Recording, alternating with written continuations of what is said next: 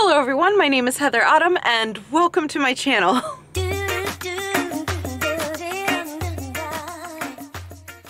Alright, so there's all kinds of updates and things I want to tell you guys, but as you can see, my window is frosted and it is so cold right now. So I'm just trying to get to the store because today I feel rather fancy, darling. And I've decided to show you guys how to make Gravlax and Caviar breakfast toast. It is really good. I've had it before. I'm going to tell you more about it, but first let's just get to the store.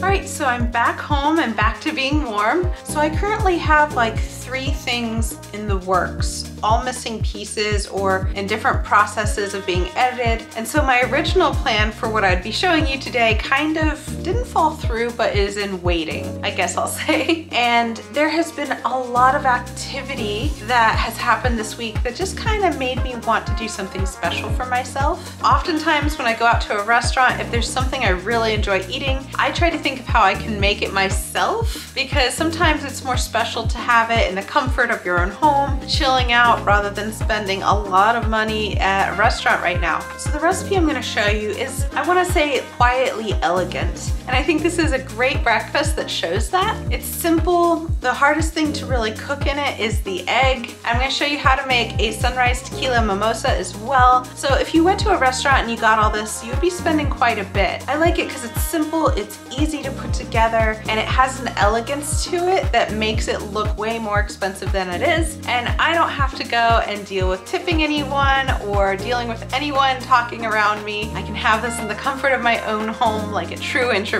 So I'm going to show you how to make this breakfast, and hopefully it'll make you feel a little bit more special if you make it yourself. So I would say the first step is to prep all of your ingredients. And that means getting a pot of water and a little bit of vinegar on the stove and boiling so that you can go and have a soft boiled egg. It means getting a couple slices of your sourdough bread into the toaster, and finally chopping your dill as well as a shallot very, very, very finely. Next up, you kind of want to assemble it all. You want to take your 2 slices of your sourdough bread and put just a little bit of the Greek yogurt on top of that. Then layer a few slices of your smoked salmon. And then next you want to sprinkle a little bit of your shallots on top, followed by your dill. Followed by a spoonful of your Tequila caviar. You want to take your egg and peel that and cut it in half. And that's really how simple this recipe is. It's already linked on my blog, so be sure to check the description below if you want like the full list of things and a step-by-step on how to make that.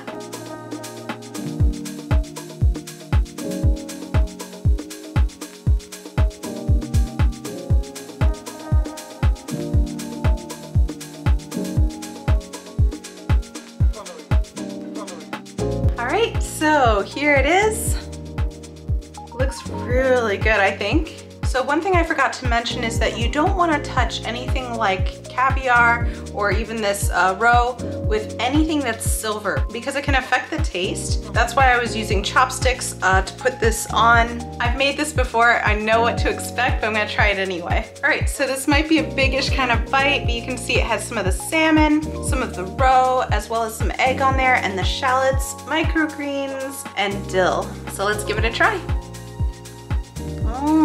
The roe by itself is going to be kind of salty. I wouldn't say it's a bad flavor, but it's really salty. And so the sourdough, and I want to say the yogurt, kind of downplays the saltiness a little bit. And then the microgreens, the dill, and the shallots all kind of just add a special kind of like crunch that I feel like only veggies can do, but it doesn't taste like healthy veggies. They just kind of add to it. And then the egg, because it's not hard boiled, it just has that nice goopy center, which makes it easy to spread on the rest of the meal. I love this. And whenever I'm feeling not as special as I would like to be, I do try to make this happen. All right, so now that that part of our breakfast is done, I'm gonna show you how to make this Tequila Sunrise Mimosa. So for that, you wanna fill a wine glass or even just a regular glass with some ice. And to that, you wanna add 1 cup of orange juice, 1 ounce of chilled tequila. So this is the kind I use. It's kind of middle of the range tequila. Not super expensive, but not super cheap. And it's pretty good for the price, I think. Next, you'll also want 1 ounce of some champagne. I actually use this Brut's California champagne. Don't get super expensive. You're gonna be mixing this. So my advice would be the cheaper the better.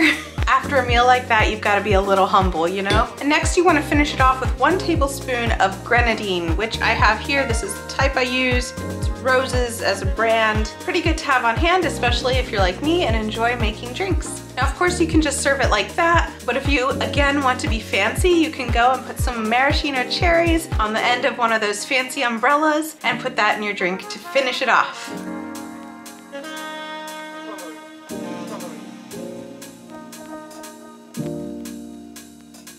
I love how this drink kind of layered itself. The grenadine actually settles on the bottom, which I didn't know about. So I'm like looking at the pictures thinking, well, how do you get the bottom red? And I just kind of trusted the process and it didn't fail me. Look at that. That is such a colorful drink. I haven't tried it yet, so let's get to that.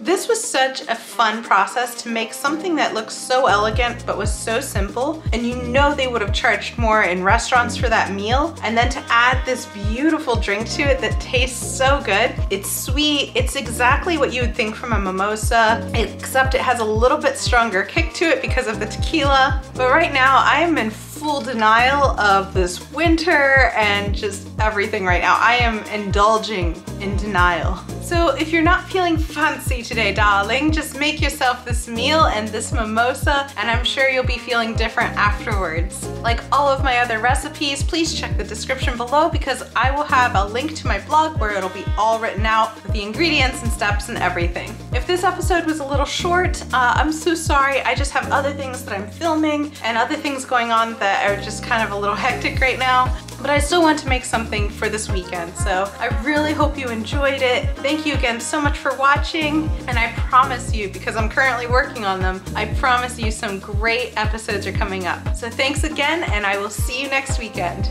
Bye!